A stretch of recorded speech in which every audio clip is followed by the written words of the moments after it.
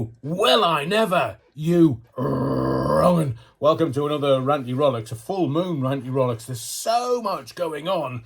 Let's get straight to it, shall we? Well, Andrew Tate is dead. That's according to Piers Morgan. Piers Morgan tweeted that the top G was shot in Dubai on Monday. And then came out and went, me ex profile's been hacked. Look, Piers Morgan's not relative anymore. He's not relevant, not relative. He's yesterday's man. I think all this is just upping his social media profile yet again and gaining a little more visibility. Tweeting that Andrew Tate has been shot in Dubai on Monday. Andrew Tate is dead. It's going to break the internet this afternoon, I guarantee you. Now remember, this is the man, Piers Morgan is the man that branded the anti-jibber-jabbers selfish pricks after suggesting they should be thrown in a cave. That's Piers Morgan for you. Same man that says, and I quote, "I've got no problem with those refusing to have the jibber-jabber, so long as they have no problem with history recording them as selfish pricks who only cared about themselves in a global pandemic." Piers, you do us a disservice. We're brighter than you think. We got the game. And you, journalist, promulgating evil, oh, there's a first for you. He continued, "I've got no problem with those refusing to have the jibber-jabber during the global pandemic. Plandemic. This is a man that put fake pictures of British squaddies on the front page of the Daily Mirror. Remember that, Piers? So let's just see how the world and the internet reacts to Piers Morgan tweeting that the top G is no more. You know, people in glass houses shouldn't throw bricks. How long do NDAs, non-disclosure agreements, last? I was told 3 years. You know what that means, don't you? The big safe in Book Pal, I'm sure inside has a tranche of documents collected when the accusations of bullying were made against Meghan Markle. Those bits of paper will be the result of the investigation that Buckingham Palace and our late Queen Elizabeth II, decided to hold.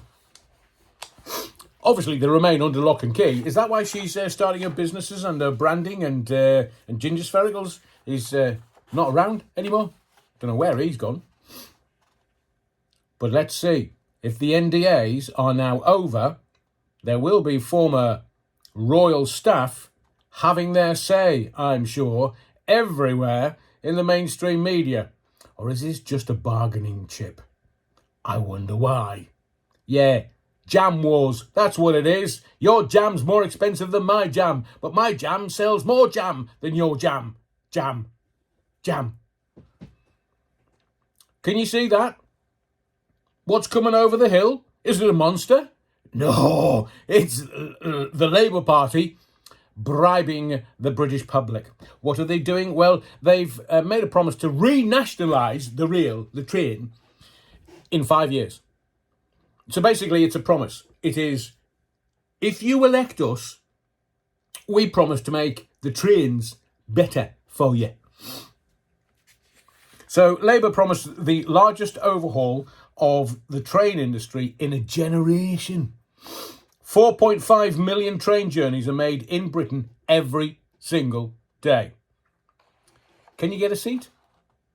No. Will the trains be on time? No. And will you have your eyes taken out for the ticket prices?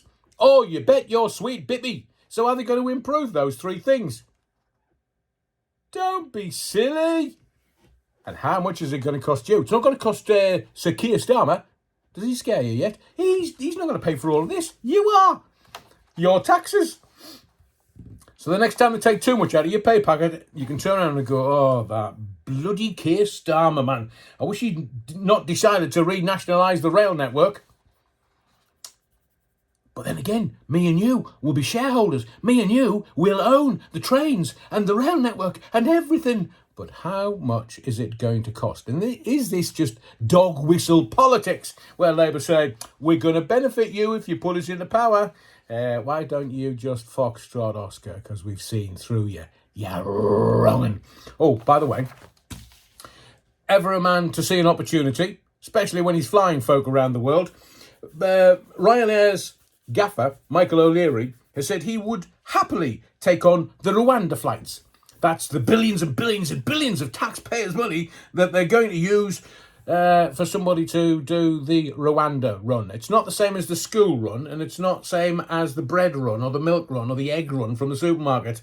It's deporting ne'er-do-wells, illegals, as some people may call them. So, no wonder it's going to cost us billions to get 300 illegals to Rwanda. I mean, let's face it, they're going to have to pay for extra luggage, draining the python if they want to go on board, and obviously taking their wives and kids with them. Oh, don't you know? No, the government only count the male heads coming in, but when they leave, they count the male heads and the wives and the kids. I'm telling you, snake oil sellers, how can you tell when a politician's lying? Their lips move. Do not trust these crooked, corrupt idiots as far as you can spit them. So, who's going to pay for a boarding pass reprint fee? Who's going to pay for the name change from Muslim Abdul to Christian Aaron? Isn't that the game now? Come across on the boat, convert to Christianity. So why would they be deporting Christians? It's a Christian country, surely. Well, who's going to pay for the excess baggage? If nobody's going to pay for that, just leave the wife. Your checked luggage fee, 18 quid. Priority boarding fee. And who's going to pay for the food and drink on board? Do you know how much that costs? The taxpayer. Correct. So let's just sit and watch. Ryanair, oh my lord, how much would they charge us? Quite. James, not so cleverly, he's doing 100 push-ups every day in April. Blimey, for cancer research. Good on him, but I did see the picture and I've just thought to myself, sorry James, she's gone. Have a think about what's going on in America. You know that as a former president, Donald J. Trump has US Secret Service guard him 24 hours a day, 7 days a week, 52 weeks of the year. And the US Secret Service is required to protect the former president around the clock. So what happens if he gets jail? Is he going to be Epsteined? And final couple of points. Do you know Hannah Ingram Moore? She's put Sir Tom's home on the market for 2.25 million. Oh, nice work if you can get it. Obviously, that's minus the swimming pool and spa in the back garden. But you can buy Sir Tom Moore's house and the garden that he did the laps around, 100 of them, 2.25 million. Sir Tom raised £38.9 million for the NHS. And his daughter, Hannah Ingram Moore, she's going to trouser 2.25 million. Nice work, nice work. And finally, keep your eyes open. There's some breaking news. Humming Yousaf. It's all kicking off in Scotland. There's a vote of no confidence coming from the SNP. They're going to try and remove Humming Yousaf. Oh, that's what you do when you ban beta blockers and people don't want you to do that. Well, there's another Ranty Rolex for you. Nearly swore. My name's Adrian Allen. Thank you for the likes. Don't forget to make sure that you are subscribed for the next videos. But most of all, thank you for your indulgence. And whatever you do, don't forget the Battenberg.